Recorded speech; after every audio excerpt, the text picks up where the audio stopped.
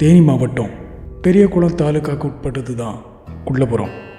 இந்த குள்ளப்புறத்தில் தான் அதிசயமான ஒரு கிணறு இருக்குது. அந்த கிணறு அதிசயமானது மட்டும் இல்லை, ரொம்பவே அமானுஷ்யமானதும் கூட. ஏன்னா இந்த கிணறு மனிதர்களால் வெட்டப்பட்டது கிடையாது. மனிதர்களால் வெட்டப்படலைன்னா இயற்கையாகவே உருவாகி இருக்கணும்னு நினைக்க தோணுதில்லை. ஆனால் இந்த கிணறு இயற்கையாக உருவானதும் இல்லையா.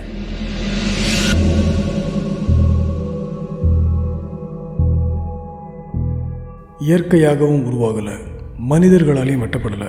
அப்படின்னா இந்த கிணறு எப்படி உருவாச்சு?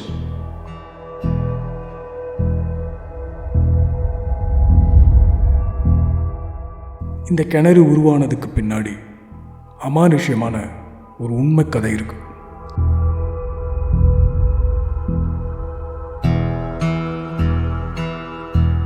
பல வருஷங்களுக்கு முன்னாடி ஜமீன்கள் காலத்தில் பிழைப்பு தேடி 2 பேர் இந்த குள்ளப்புறத்துக்கு வந்திருக்காங்க.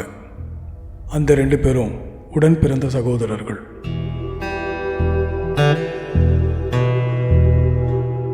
அண்ணன் தம்பி 2 பேரும் மந்திர தந்திர ஜாலங்கள்லையும் கண்கட்டு வித்தையிலையும் வல்லவர்களாக இருந்திருக்காங்க. பிழைப்புக்காக வந்த ஊரையே தங்களோட நிரந்தர இருப்பிடமாகவும் மாற்றிக்கிட்டாங்க. குள்ளை மனிதர் குட்டை மனிதர் 2 பேர் இருந்தவங்க. அவர் குள்ளை மனிதரை பல தொழில்கார ஆள், பெரிய மாந்த தொழிலெலாம் செய்வாருங்க. செஞ்சுருக்கும் பல தொழில்களாக அவருக்கு தெரியும். இந்த வைத்திய தொழில், பச்சை வியாதி வந்தாலும் சரி, எந்த இதாக இருந்தாலும் அந்த காலத்தை காப்பாற்றக்கூடிய தீராத நோயை கூட அந்த காப்பாற்றக்கூடியார். உயிரோடு நேரத்து கூட அவர் காப்பாற்றக்கூடிய வல்லமான ஆள், தொழிலையும் கெட்டிக்காராக இருந்தவர். அண்ணன் தம்பி 2 பேருமே விவசாயம் பண்ணிக்கிட்டு இருந்தாங்க. நாளடைவில் இவங்களோட புகழ் சுத்தப்பட்டு எல்லா ஊர்களுக்கும் தெரிய வந்துச்சு.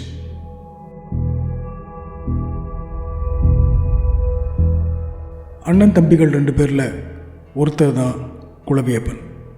ஒரு சமயம் அந்த ஊர் பெரியவங்களுக்கும் குலவியப்பனுக்கும் தொழில் சம்பந்தமாக ஒரு வாக்குவாதம் ஏற்பட்டுச்சு.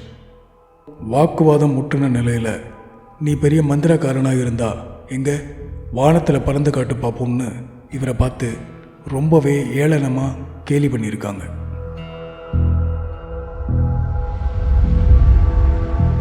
இந்த ஊருக்கு அந்த கால ஜமீன்காரங்க பட்டா கொடுக்க வந்தாங்க. பட்டா கொடுக்க வரும்போது, அண்ணே நீங்கள் பட்டா கொடுக்க வராங்க, ஜமீனுக்கு வந்துக்காக பட்டா வாங்க, நீங்கள் உங்கள் வீட்டு மூத்தவரை வரணுமா, நீங்கள் வாங்கி கொடுத்துட்டு போங்கன்னு சொன்னாங்க. எப்போ முக்கியமான சொல்லி இருக்கு, இங்கே வர முடியாத சொல்லி ஆள் காத்துக்கிறதுக்காக நாங்கள் போகணும், நீ போ நான் சொல்லிட்டு தண்டைக்காரர்கிட்ட சொல்லிட்டு போயிடணும், நீங்கள் வந்தால் தானே அது முடிக்க முடியும்னு வாங்கன்னு சொல்லும்போது அவர் அவசரமாக போகிறார். போகும்போது இவர் கொஞ்சம் அவசரப்பட்டதுனால அவங்க போட கோவப்பட்டாங்க. அப்போ என்னப்பா இப்படி அவசரப்படுற, என்ன விட்டால் பறந்துருக்குங்க, அப்போ பறக்கின்னு சொன்னால் நீ பறந்துடுவியா அப்படின்னு வாக்குமாறமாகி அது ஒன்றுக்கு ஒன்று பெரிய பிரச்சனை ஆகிடுது. அப்போ எந்த இடத்துல என்னைக்கு பறக்கிற, அவனுக்கு ஒரு 4 வயசு அன்றைக்கி பறந்து காட்டுறேன். ஊர் மக்களால் ஏளனமாக பேசப்பட்ட குலவியப்பனுக்கு தன்னோட மாந்திரிக சக்தியை காட்ட வேண்டிய நேரம் வந்துச்சு. குலவியப்பன் வானத்தில் பறந்து காட்டுறன்னு ஒத்துக்கிட்டார். ஆனால் தான் பறந்து போய் உட்கார்ற இடமெல்லாம் தனக்கே சொந்தம்னு எழுதி தரணுங்கிற நிபந்தனை அவரால் வைக்கப்பட்டது.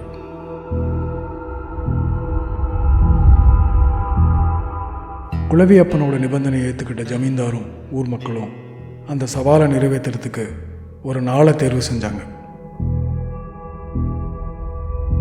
சவாலை நிறைவேற்ற வேண்டிய நாளும் வந்துச்சு. தெற்கு பக்கம் ஒரு பாறை இருக்குது, அந்த பாறையில் முடி கட்டுறாங்க. அப்போ தண்டைக்காட்டு முக்கியமான ஆளெல்லாம் போய் அந்த கெடுக்க ஆள் போய் நிற்கிறாங்க. அப்போ இந்த இடத்துல தவம் பண்ணிட்டு அங்கே ஒரு கோயில் ஆற்றுக்கு அந்த பக்கம் இருக்குது, அதுக்கு பட்டாள ஈசுன்னு இருக்குங்க. அங்கே போய் அவருடைய அருள் காட்சியை வாங்கி பூதங்களில் அவர் கைவசத்துக்கு பூதத்தை அதை நுண்ணிய பூதமாக்கி வைக்கிறது. அந்த மாந்தரிச்சுட்டோன்னே அந்த பூதமாகி அந்த மட்டும் அந்த இடத்துக்கு 2 சொலவு மட்டும் வாங்கிட்டு கொச்சை மணி கொச்சை சின்ன கொச்சை கட்ட சொல்லாங்க. இப்போ தண்டைக்காரரு இந்த அம்பலக்காரருன்னு ஒருத்தருக்காங்க இந்த ஊரில், அவங்க தான் அதெல்லாம் வயத்தை போட்டு கட்டி இவர் மாந்திச்சுட்டு பறக்கிறார். குலவியப்பன் 2 அரிசி புடைக்கிற முரங்களை தன்னோட 2 தோள்கள்லையும் கட்டிக்கிட்டு அவரோட கட்டுப்பாட்டில் இருந்த பூதங்களின் உதவியோட வானத்தில் பறக்க ஆரம்பிச்சிருக்காரு.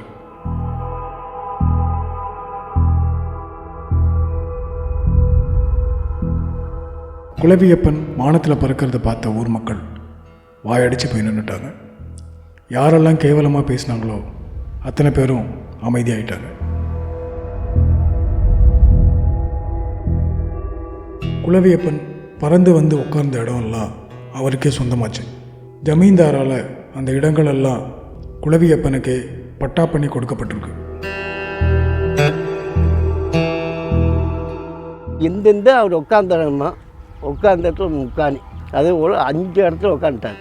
5 இடமும் மூலக்கரை இருக்க கூவடி பள்ளம், மேடுகாட்டில் மேடுகாடுன்னு ஒரு இடம் அங்கே ஒன்று, இந்த கரை ஓட்டத்தில் சமாதின்னு ஒன்று இருக்குது, கரை ஓட்டத்தில் ஒரு இடத்துல உட்காந்துருக்காரு. ஜெமினை கையை குளிக்க இந்தப்பா ஒன்று இடத்துக்கு பட்டான்னு கொடுத்துட்டாரு. அவர் கொடுத்த உடைய பட்டால் இன்றைக்கி இந்த கோயிலுடைய படி இருந்தால் கோயிலுடைய இந்த வீடுகள்லாம் இந்த கோயிலுடைய எல்லுகளை சென்றது. குலவியப்பன் பறந்து பறந்து சேர்த்த நிலத்தோட ஒரு பகுதி இன்னமும் அவரோட கொள்ளு பேரனான இவர்கிட்ட இருக்குது. அது வாரிசு 4 பங்காளி இந்த ஊரெல்லாம் காலி வெட்டி பூரா வெளிப்பக்கம் புழங்கி போயிட்டாங்க. இவனும் இல்லை, இவனுக்கு கொண்டு நோக்க முடியல. அப்படி இருக்கக்கூடிய பூராமே அழிஞ்சு வச்சுங்க. இப்போ ஏகிட்ட தான் அந்த கொஞ்சம் நிலம் இருக்குது, இன்றைக்கி இருக்குது அந்த நிலம் என்கிட்ட இருக்குது. இந்த சம்பவத்துக்கு அப்புறம் குலவியப்பனோட புகழ் சுத்தப்பட்ட எல்லா கிராமங்கள்லேயும் பரவ ஆரம்பமாச்சு.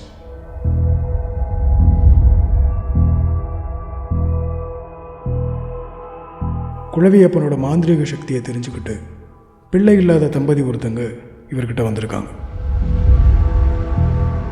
அவரோட மாந்திரீக சக்தியால் அவங்களுக்கு ஒரு பிள்ளையை வரமாக கொடுக்கும்படி கோரிக்கையும் வச்சுருக்காங்க.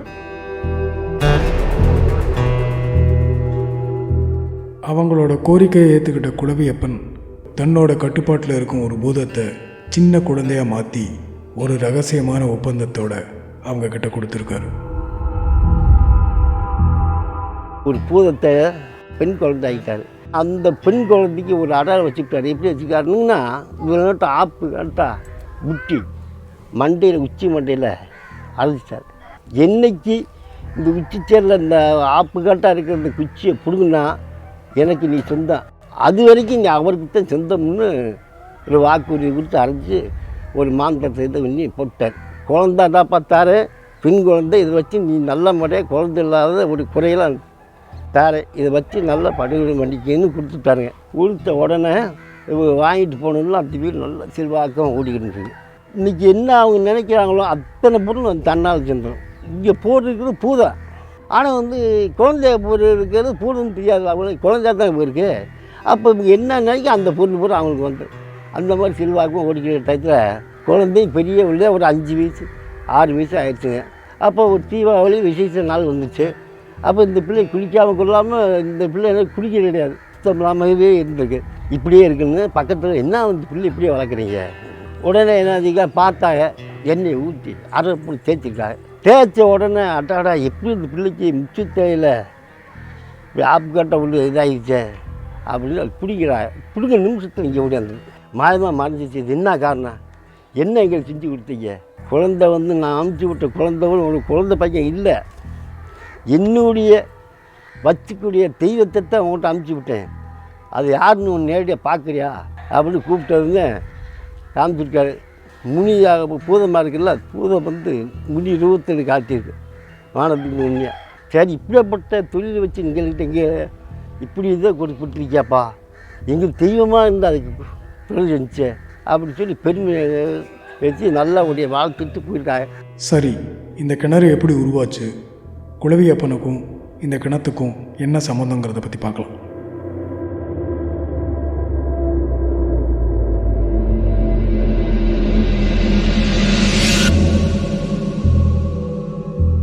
இந்த குள்ளப்புறத்துக்கும் சுற்றிலும் இருக்கக்கூடிய கிராமங்களுக்கும் அருகில் இருக்கக்கூடிய வராக நதி தான் நீர் ஆதாரமாக இருந்து வந்திருக்கு.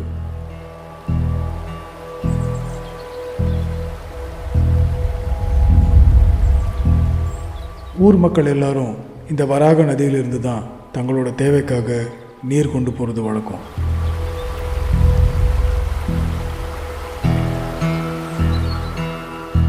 ஒரு சமயம் குலவியப்பனோட மகள் தண்ணி கொண்டு வரும்போது நதிக்கரையில் விளையாடிக்கிட்டு இருந்த பசங்களால் அவளோட தண்ணி பானை உடைக்கப்பட்டிருக்கு.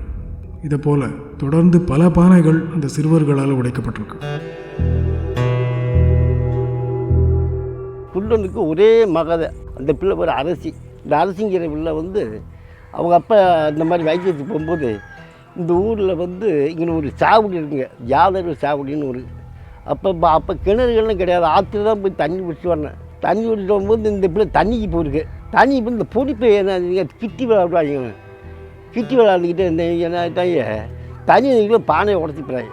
இந்த விஷயம் மாந்திரிக சக்கரவர்த்தியான குலவியப்பனுக்கு தெரிய வந்தது. அந்த பிரச்சனையை அடியோடு தீர்க்கிறதுக்காக தான் வசித்த வீட்டிற்கு பக்கத்திலேயே ஒரு கிணற்றை உருவாக்கி இருக்காரு குலவியப்பன். அந்த கிணறு ஒரே இரவில் உருவாக்கப்பட்டிருக்கு.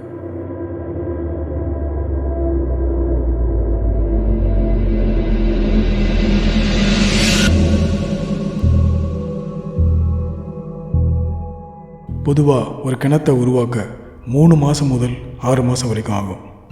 ஆனால் இந்த கிணறு எப்படி ஒரே இரவில் உருவாச்சுங்கிற கேள்வி வருதில்ல. இது மனிதர்களால் தோண்டப்பட்ட கிணறு கிடையாது, முழுக்க முழுக்க பூதங்களை வச்சு தோண்டின கிணறு. இதுதான் பூதம் தோண்டின கிணறு.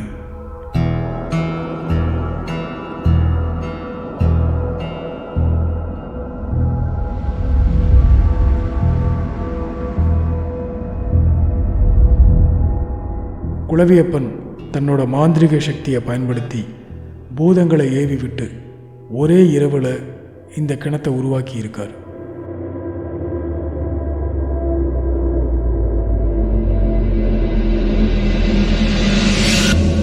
இன்னைக்கு நைட்டை இந்த கிணத்தை தூண்டிடணும்னு சொல்லி உடனே அதுக்கான பூதத்தை விட்டு ஒரே நாள் தான் உருவானது. அதான் ஏவிகள் அவர் வந்து பூதமுடியதை வச்சு முனியத்தாங்க பூதமாகியிருக்காரு. முனியை பூதமாக வச்சு எல்லா வேலையும் அவர் எந்தெந்த வேலையெல்லாம் செய்யக்கூடிய சூழ்நிலையெல்லாம் செஞ்சுருக்கு. ஒரே பாறை தான், கீழேருந்து மேலே வரைக்கும் ஒரே பாறை. கையை போட்டு வலிச்சு பார்க்க விடிய கால கிணறு ஆகிட்டார். இந்த கிணத்தோட உள்பகுதியில் கடப்பாறையை வச்சு தோண்டின மாதிரியோ வெடி வச்சு தகர்த்த மாதிரியோ எந்த தடயமும் இல்லை.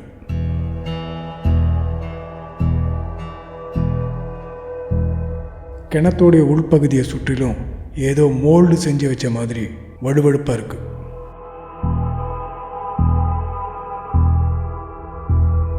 இந்த கிணறை பார்க்கும்போது கம்பி கடப்பாறை கம்பியெல்லாம் கிடையாதுங்க, போட்டு எந்த கடப்பாறை கம்பி தளம்பெல்லாம் கிடையாது.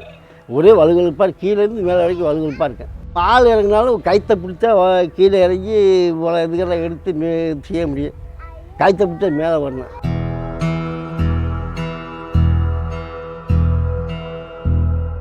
இந்த பூதம் தோண்டின கிணறு அந்த ஊர் மக்களுக்கு ரொம்பவே பயன்பட்டுருக்கு.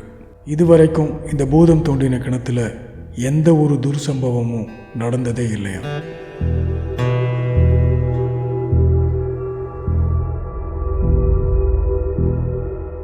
சமீப காலமாக இந்த பூதம் தோண்டின கிணறு மக்களால் பயன்படுத்தப்படாமல் அப்படியே இருக்கு. அதுக்கு என்ன காரணம்னு தெரியல.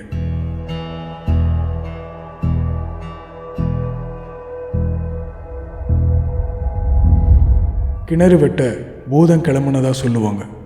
ஆனால் இந்த கிணத்தை ஒரு பூதமே வெட்டியிருக்கு.